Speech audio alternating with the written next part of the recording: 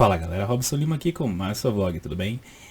Hoje nós vamos falar de um autor muito bacana que é o Stuart Hall, um intelectual jamaicano, radicado em Londres, morreu em 2014, então um cara bem recente ainda, produziu até quase o fim da vida dele.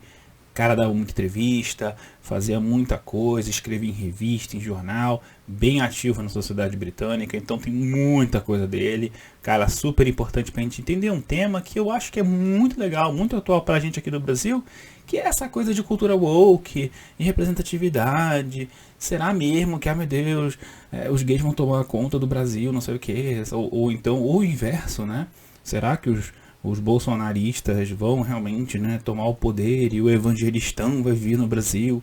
Enfim, eu acho que ao menos por uma via específica a gente pode usar o Stuart Hall para pensar um pouco nessas coisas. Se isso te interessou, pode ficar aqui que a gente vai falar disso agora. Não se esquece de dar o like, deixar um comentário aí para mim, se inscrever, apertar no sininho e me acompanhar nesse meu desafio autoimposto de 30 dias de sociologia. 30 dias, um vídeo por dia.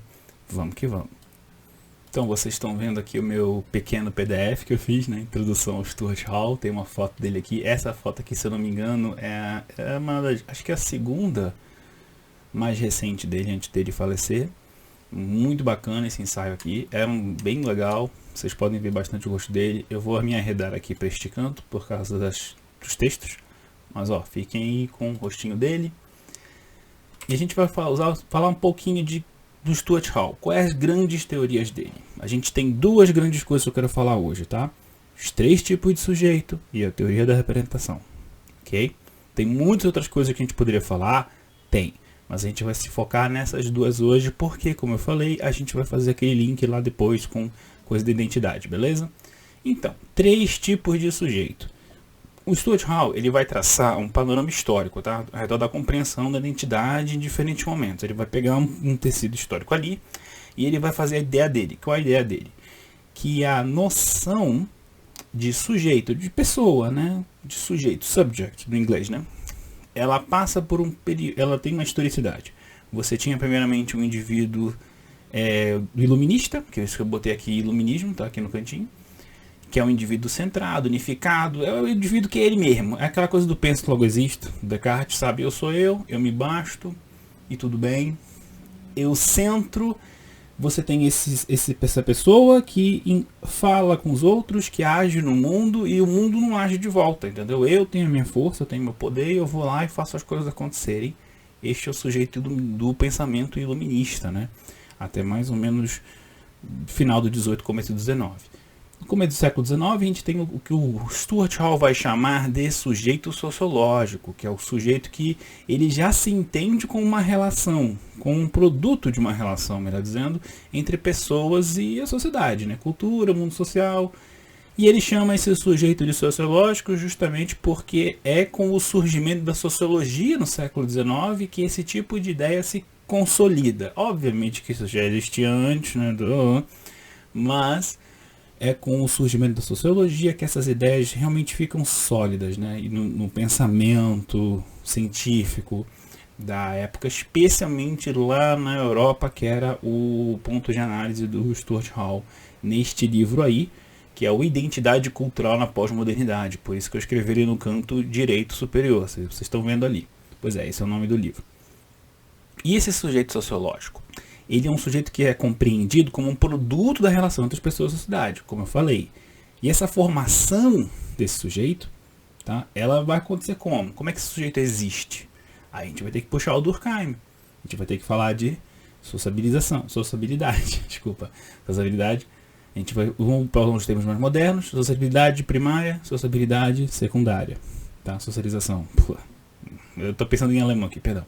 Socialização primária, socialização secundária, que é o jeito que a gente chama hoje em dia. Socialização primária sendo você nasceu, você tem uma família, você tem parentes próximos, as pessoas do seu convívio familiar. Socialização secundária são os seus amigos de escola, né, e colegas de clube, essas coisas. E depois, né, com o passar do tempo, vai ser os teus colegas de trabalho, etc. Tá? Existe um terceiro lugar, mas isso não é o assunto de hoje, mas existe uma terceira socialização, que é muito legal também me dar essa ideia, mas de novo, não é a ideia de hoje, Segura aí, né? E vai ficando curioso que eu vou falar disso nos teus 2 dias. Mas é bem legal essa ideia.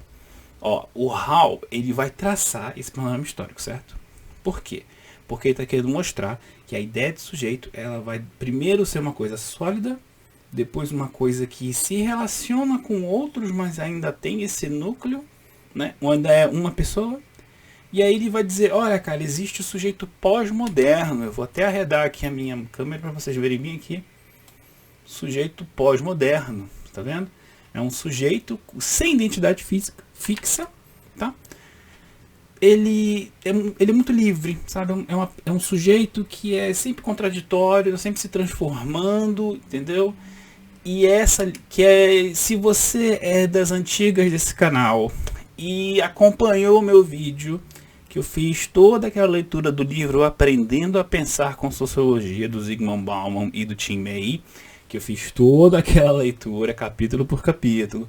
Tem um capítulo específico, se eu não me engano, 3 ou 4, mas acho que vale a pena você ver a playlist toda, eu vou deixar aqui, para você ver aqui no canto superior do vídeo e na descrição, que é onde eu falo especificamente dessas questões. E o Bauman vai pegar essa coisa da liquidez do sujeito que, pô, não tá muito fixo no lugar, que uma hora é uma coisa, outra hora é outra coisa, né? Com a mãe é um, com o colega de trabalho é outro, depois ele vai numa festa, já é uma outra pessoa, você nem reconhece. Enfim, essa coisa líquida, ela vai ser melhor trabalhada pelo Bauman e por outras pessoas depois do Hall. Só notem aí que eu estou falando ainda de um Stuart Hall muito mais anterior, tá? Ele, como eu falei para vocês, ele faleceu em 2014, né? E esse livro aí é dos anos 90, né? 92 pra gente aqui no Brasil, que esse livro originalmente já era publicado lá na Europa, tá? Lá na Inglaterra. Tem isso também, tá bom? Então não vamos esquecer que sempre tem não vamos esquecer que sempre tem essas questões quando a gente fala de autorias, né, de autores europeus, tem as traduções, etc, né? Vem cá, até agora você também? Você tá legal? Você ainda tá comigo? Que bom. Então faça o seguinte, pegue a sua água, no meu caso café, na minha xícara do Mário. Respirou? Beleza. 3 tipos de sujeito. O que importa pra gente é sujeito pós-moderno, um sujeito descentrado, com uma identidade variada, que depende do lugar, depende da pessoa. Beleza? É isso que importa pra gente. Voltando pra cá. 3 tipos de sujeito. Tá vendo isso aqui? Beleza. Essas, como eu até coloquei uma citação aqui, que é basicamente isso que eu estou querendo dizer para vocês, né? O Hall traça esse panorama histórico ao redor da compreensão da identidade em diferentes momentos, tá? Ele demonstra como as transformações sociais advindas da modernidade, por isso que eu fiz aqui esse vínculo entre sujeito iluminista e sujeito sociológico, porque esse sujeito sociológico, que é a segunda parte, é também fruto da modernidade, como a própria sociologia é uma ciência muito da modernidade, né? E essas transformações elas vão produzir vários efeitos na maneira como as pessoas entendem a si e são entendidas socialmente, tá? Ou seja, como você se entende aí do seu lado, eu entendo você aqui do meu lado e a gente vai agir conforme isso, e aí as coisas do mundo vão acontecer porque a gente está tentando se entender aqui. Vamos colocar dessa forma bem rasteira, bem rasa. Se você está se lembrando do Weber com ação social, você não está maluco. É um bom vínculo, na verdade. Eu coloquei aqui dialética materialista de inspiração gramsciana, mas para eu explicar isso eu teria que fazer uma outra live, porque eu vou ter que explicar o Gramsci. Mas segura isso aí, tá bom? Esse PDF que vocês estão vendo, ele é exclusivo meu e é exclusivo aqui para essa nossa pequena aula, tá? Para coisas futuras eu vou fazer outros PDFs, inclusive é um dos motivos pelos quais eu quero muito que vocês continuem aqui comigo, para a gente poder continuar tendo esse tipo de conversa, né, mais tranquilo aqui com slide e tal. Eu acho que é bem legal também. Mas a gente tem aqui o grande lance do Stuart Hall. Ó, tem uma outra foto dele aqui, que essa aqui é uma outra foto dele, tá? Uma foto mais antiga dele, que é o termo de virada cultural, tá? Por quê? A gente está falando de um sujeito pós-moderno que é várias coisas, né? É uma coisa aqui, outra coisa ali, uma hora ele é filho, outra hora ele é pai, outra hora ele é mãe, né? Então a gente tem muito essa coisa diferente. Como é que a gente vai entender a cultura, uma sociedade, se os sujeitos dessa sociedade estão sempre mudando, né? Como é que vai acontecer isso, né? Simples. A gente vai usar um termo chamado virada cultural. A gente vai usar a cultura como um gancho para pescar essa ideia da sociedade. O cultural turn. A virada aqui é a virada de virar carro, tá? Virar ônibus, não é virada de girar, tá bom? Também não é a virada cultural tipo de São Paulo, que fica todo mundo andando pela madrugada com barzinho, show e tal. Que também tem o seu valor, não vou negar, mas não é isso que a gente tá falando, tá? Então, a cultura vai ser o jeito que o Stuart Hall vai pegar para poder tentar entender a sociedade, que está muito mudando, né? Aliás, curiosidade, Stuart Hall é um cara que, deixa eu até sair um pouquinho aqui para contar para vocês. O Stuart Hall, ele é um cara que ele começa a carreira dele ensinando jovens adultos, né? Ele, se não me engano, era assim, 51 foi quando ele saiu da Jamaica, porque como eu falei pra vocês, ele é jamaicano, de uma família de classe média jamaicana. Ele era o mais retinto da família, né? Então ele consegue uma bolsa de estudos, vai para, não sei se é Cambridge, uma dessas universidades assim. E ele trabalhava no setor de literatura, né? Tanto que isso aqui, essa coisa toda de virada cultural vem disso, né? Quando a guerra acaba e começa aquela reconstrução da Inglaterra, né? Porque teve todo um plano de reconstrução da Europa, certo? Essa parte aí eu acho que vocês pegam em história de colégio, né? Acabou a Segunda Guerra, então vem todo aquele dinheiro dos Estados Unidos para poder recompor toda a Europa, né? Para eles poderem ficar de pé, para poder fazer frente para o comunismo lá, que estava também ali do ladinho, né? Na parte leste da Europa, né? A gente tá sabendo, tô fazendo uma coisa, mas é basicamente isso, certo? Beleza. O Stuart Hall, ele se mete numa coisa que é o primeiro trabalho dele, basicamente, que é o seguinte: ele começa a dar aula. Só que essas aulas que ele dá é pra, tipo, EJA. Nosso EJA, sabe? Aula de jovens e adultos, entende? O pessoal assim que era trabalhador, o cara vinha da fábrica o dia todo, ia lá para pegar o diploma, enfim, né? Essa coisa bem EJA mesmo. Pois é nisso que o Hall trabalha. Esse é o primeiro trabalho dele.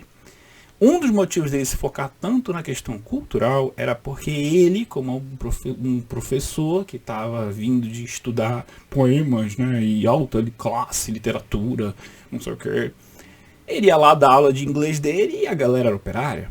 Uns caras assim que, ok, como é que eu vou explicar esses conceitos para esses caras? Esses caras nunca leram Chaucer, né, nunca leram, ou se leram, mal leram, sei lá, o T.S. Eliot, ou Shakespeare. Como é que a gente vai fazer isso, né? Como é que a gente vai explicar isso aqui?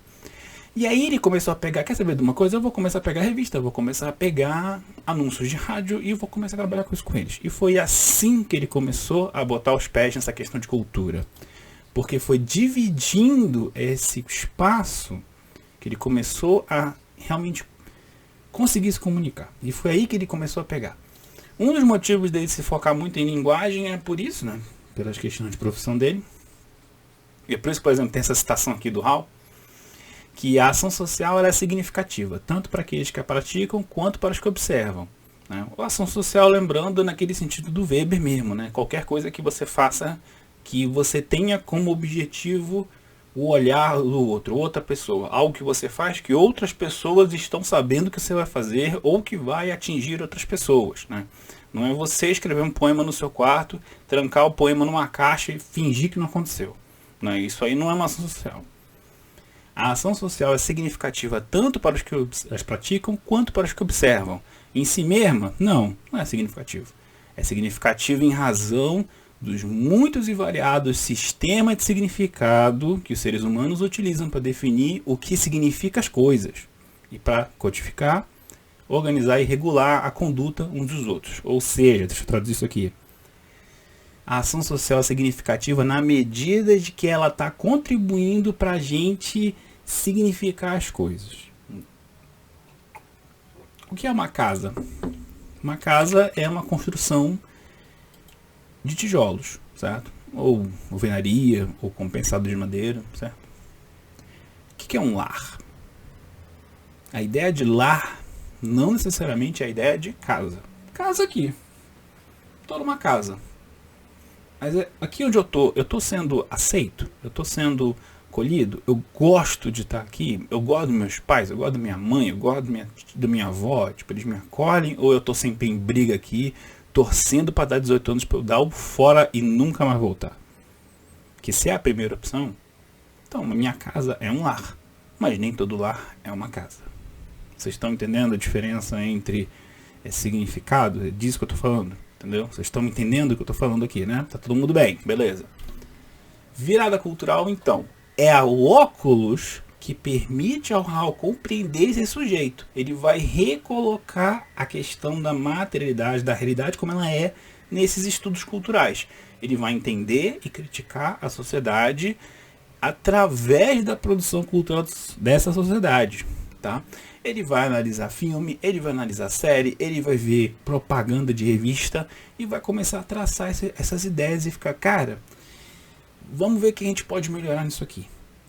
É justamente na esfera cultural que se dá a luta pela significação.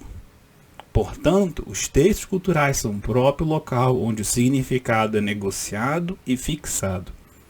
E as lutas pelo poder passam cada vez mais a serem extremamente simbólicas. E é aqui que a gente vai pegar o gancho e falar dos nossos amigos bolsonaristas, dos nossos amigos petistas, dos nossos amigos LGBTQIA+. Ou nossos amigos evangélicos, nossos amigos católicos, nossos amigos torcedores do Corinthians, Galocura, entendeu? Ou como é a do coxa aqui do lado, que eu não sei como é que é o nome, tem um nome, eu não lembro agora. Vocês estão entendendo o que eu quero dizer, certo? De grupos específicos que se identificam de uma forma, que agem de forma unida, que tem ideias comuns, certo? Isso é basicamente um grupo desse jeito que a gente está falando aqui, tá? Um grupo social. Tá, do jeito para aqui, para que a gente está falando aqui hoje do Hall, tá? E por que isso é tão importante?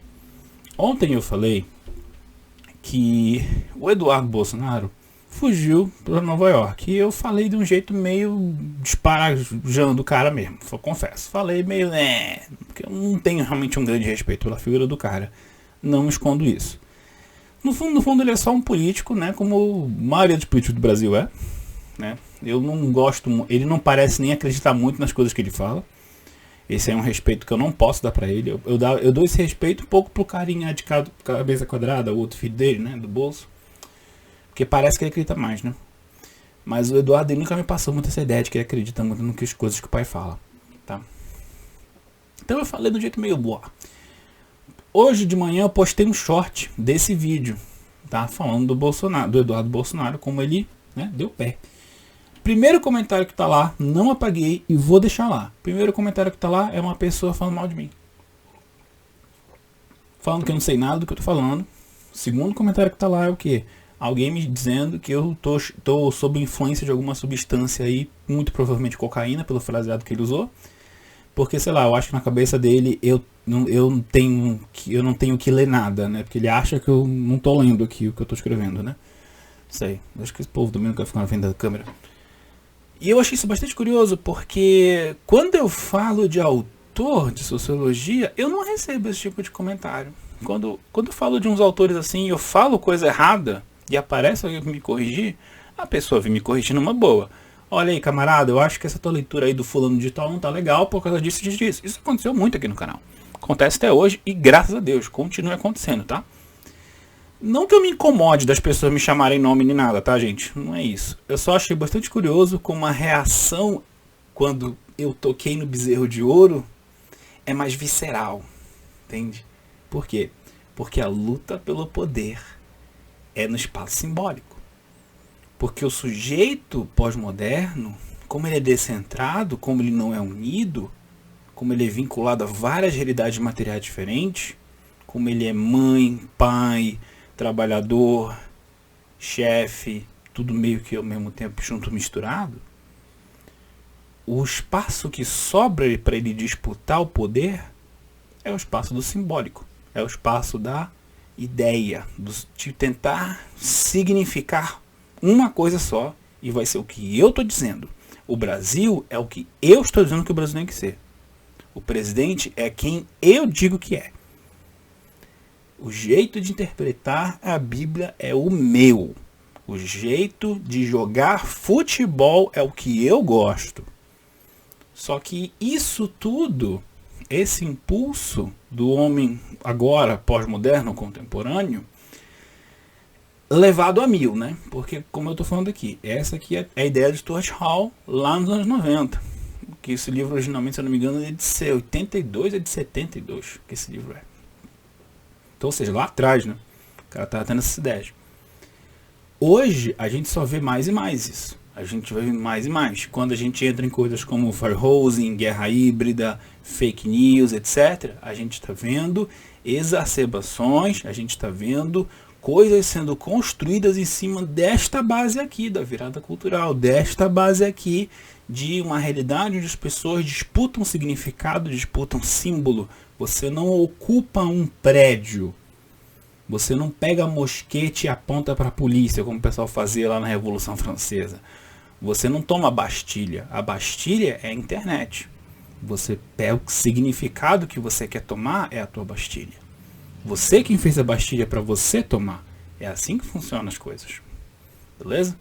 Essa é a grande ideia que eu quero trazer para vocês hoje. Eu também coloquei um pouco aqui sobre representação, né? Bem legal aqui meu slide, né, e tal.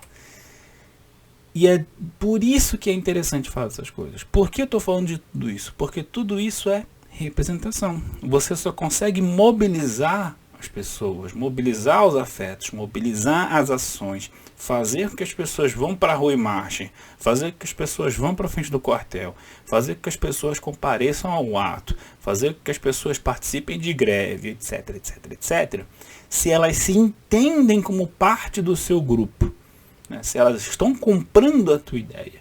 Porque esse comprar a ideia que a gente fala muito hoje em dia, não é comprar uma ideia simplesmente eu fiz um pensamento racional e no grande mercado das ideias. Não, você também tem um lance emocional nisso, tem um lance mais psicológico nisso, né? E o papel da representação e dessa associação com a linguagem é o quê? Porque é essa representação que vai ligar o sentido que você criou com a cultura que é. É porque você fez essa associação, é o que liga a bandeira do Brasil a um candidato X, seja Collor, seja Lula de 2002, Paz e Amor, seja Bolsonaro e seja lá quem for que vai vir depois. Essa ligação entre o símbolo nacional e aqui o que eu quero que as pessoas façam é a representação que vai fazer essa ponte, entendeu? A representação é o que liga o sentido e a linguagem à cultura. Então, quando a gente fala hoje de crise de identidade, porque as pessoas hoje em dia elas estão muito, ninguém sabe o que quer, né? Todo mundo é muito indeciso. Essa assim chamada crise de identidade, que é uma coisa que a gente também falou muito com o Bauman e com o May lá no nosso Aprendendo a Pensar com Sociologia, ela é vista como parte desse processo mais amplo de mudança. Isso aqui eu estou falando de anos 80, Stuart Hall, tá? Que esse estudo de representação é do livro Cultura e Representação. Muito bom o livro, inclusive. A assim chamada crise de identidade é vista como parte de um processo mais amplo de mudança, que está deslocando as estruturas e processos centrais das sociedades modernas e abalando os quadros de referência que davam aos indivíduos uma ancoragem estável no mundo social. O que eu quero dizer com isso? Eu quero dizer, nos casos aqui do nosso colega Stuart Hall, eu quero dizer que thatcherismo, quando ele aboliu fábrica, quando ele privatizou tudo, quando ele botou o trabalhador na rua, ele destruiu e todas as comunidades que se formavam ao torno dessas profissões, eu estou dando só um exemplo. E ao fazer isso, você também acabou com a cultura desses locais, entende? Você meio que deslocou, por exemplo, um exemplo bem bobo. O Lula, ele não tem um dos dedos, né? Isso é notório, todo mundo sabe disso. Inclusive, ele é um toco, né? Não é que não tem o dedo, né? Tem um toco lá, ele perdeu um pedaço do dedo. E, inclusive, né, o pessoal, os detratores dele agora chamar ele de Nine, não sei o que, né? Inventar uns nomes assim meio, né? Meio super vilão, né, de Batman, né? Por quê? Porque ele era torneiro mecânico. E torneiro mecânico é uma coisa que literalmente não existe mais. Porque os processos materiais de substituição de trabalho humano por trabalho robótico tornaram a profissão do torneiro mecânico obsoleta. Porque os processos, isso aqui já estamos falando de Brasil, estamos falando de mundo, os processos de desindustrialização, tá? De tirar as indústrias de um país, a empresa tira as suas operações de um país e vai fazer os carros, vai fazer as panelas, vai fazer os computadores num outro lugar do mundo que é mais barato. Isso é desindustrialização, tá? Isso está acontecendo aqui no Brasil desde o Collor, basicamente. E é por causa desse movimento que hoje em dia você não vê os sindicatos ligados a essa categoria com lá muita força. Você não vê muita força nesses sindicatos. Eles existem ainda, são bastante fortes, mas de modo geral você já percebeu como o sindicalismo brasileiro meio que deu uma caída? Não é só no Brasil, mas já percebeu? Por quê? Porque as condições materiais, as empresas, as indústrias que estavam aqui empregando as pessoas, elas se retiram, e quando elas se retiram, os trabalhadores não trabalham mais ali. Então o sindicato que representava esses trabalhadores também perde força. Entendeu? Evangélico, certo? Um dos vários motivos que os evangélicos crescem muito aqui no Brasil é o quê? Porque essa coisa que é prometida, que a gente vai chamar aqui, grosso modo, de teologia da prosperidade, eu tenho toda uma playlist sobre evangélicos. Isso que eu estou falando aqui é basicamente, estou explicando o neopentecostalismo. Está lá no vídeo sobre tipos de pentecostalismo. Né? Acho que é o primeiro ou o segundo vídeo da playlist. Eu vou deixar aqui também na descrição e aqui em cima. Essa promessa de teologia da prosperidade, essa promessa de que, olha, Deus quer mais é que você tenha dinheiro mesmo, que você tenha uma vida boa e tal e pães. Não é uma ideia que está resignando a pessoa, né, na situação dela. Não, é uma ideia que está levando ela para fazer alguma coisa a respeito da situação dela. Nem que seja alguma coisa dentro do capitalismo, mas é alguma coisa. Então, você vai ver, obviamente, um crescimento maior da classe evangélica aqui no Brasil. Da classe evangélica não, do grupo evangélico, né, aqui no Brasil. E obviamente que esse grupo vai crescer mais em classes sociais. Agora sim, classes sociais que estão mais vinculadas com essa ideia do empreendedorismo, com essa ideia de fazer acontecer na vida, de crescer na vida, etc. Obviamente, se você já é uma pessoa empreendedora e você está querendo encontrar Jesus, você vai procurar um Jesus que vai te apoiar nessa tua caminhada. Isso aí é obviamente, certo? Sem mistérios aqui. Ok, acabando. Eu poderia falar mais aqui dos 3 tipos de repreensão: reflexiva, intencional, construtivista. Eu acho que isso tudo é bacana também, mas eu acho que a esse ponto nós estamos chegando numa ideia de que o Stuart Hall, isso aqui já está vendo uma aula muito grande pro meu gosto, tá? Eu ainda quero gravar mais um vídeo aqui sobre o Hall, então não se preocupem, não é a última vez que vocês vão ver isso aqui, mas eu só quero deixar vocês com essa nota, tá? Que a representação, ela se constrói na materialidade, ela se constrói quando a linguagem de um grupo começa a ser tão poderosa que ela começa a dar o sentido para as coisas, certo? Por isso que hoje em dia você anda na rua, você vê alguém com roupa do Brasil, você já fica meio ressabiado, ou não, né, se você for pró desse grupo. Por mais que isso nem seja verdade. Olha, eu vou contar uma anedota pra gente fechar esse assunto. Uma vez eu estava andando, isso já faz uns 7 anos isso. Eu estava andando aqui em Curitiba, eu tinha acabado de chegar aqui, e eu tinha uma camisa do Pará. E era só a bandeira do Pará na camisa, né? É uma camisa vermelha. Pra quem não sabe, a bandeira do Pará é o quê? É um quadrado. É o quadrado vermelho com uma faixa branca e uma estrela azul. É só isso que é a bandeira do Pará. E eu tava andando aqui em Curitiba com uma roupa dessa. E pois um cara já não ia puxando briga comigo no ponto de ônibus, achando que eu tava com roupa do MST. Porque, e sério, isso já era um senhorzinho de 50 e poucos anos. Começou a puxar a briga comigo. O que tu tá fazendo usando essa roupa, não sei o que. Eu virei pra ele, aí ele olhou e viu que não era o símbolo do MST, e sim a bandeira do Pará que tava ali na minha roupa. Aí ele, desculpa, não sei o que, não sei o que. Pra você ver como essa coisa do associar Bolsonaro com o Brasil, né, já tá tão arraigado nas pessoas que a cara nem pensou 2 vezes em começar a brigar comigo. Ele nem sabia nem quem eu era, mas já foi lá brigar comigo. Pra você ver só como são as coisas, né? Então eu quero deixar vocês aqui. Eu só vou deixar aqui as referências, algumas referências, tá? Que eu deixei aqui do meu coisa. E no final, muito obrigado, viu? Por esse momento aqui que a gente teve de aula. Ó, minha fotinha aí bonitinha. Muito obrigado mesmo, tá? Por esse momento que a gente teve aqui.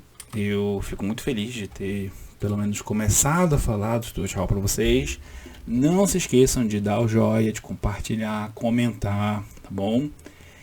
E é isto, eu passei o básico do básico do Hall. Como vocês podem ver, é um negócio que eu poderia ficar aqui horas e horas e horas e dias falando, né? Mas eu não vou. Então é isto. Muito obrigado pela atenção. Eu realmente espero que tenha ajudado vocês e mantenha essas ideias no coração de vocês aí, porque a gente vai voltar com esses assuntos, tá? No mais, muito obrigado pelo carinho, pela atenção. Robson Lima, desligado.